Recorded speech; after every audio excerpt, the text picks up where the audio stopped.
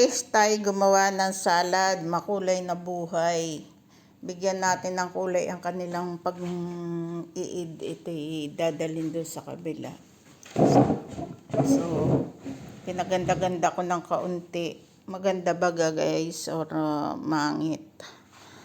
Ay nako guys. Kailangan pa dito ng isa. Taas-taas natin. Ayan guys. Ito ang ginawa ko. Ang ilalim niyan lettuce. Yan bahala na. Yan na ang design na nagawa ko.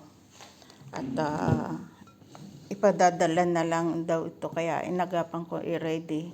Alas 11 daw ready. So mamaya ko ipiprito yung kuwan. Yung sambusa para dalhin. Kasi maaga pa. At sige na. At tayo'y naggawa nitong presentative na salad sa kanila. Baka sila'y magulat ngayon. Aba, kakaiba ngayon ng salad.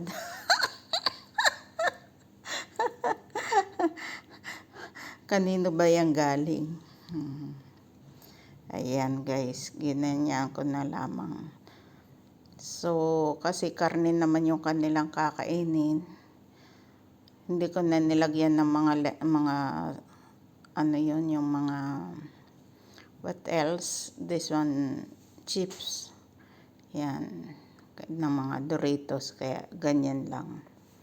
So, bye guys. Ito ang aking ginawa ngayon na maaga kaming gumising na at siguro may 1 oras ako natulog o 2 oras. Oh my God. Eid Mubarak mga madam. Eid Mubarak sa inyong lahat. I wish always good health. Thanks God.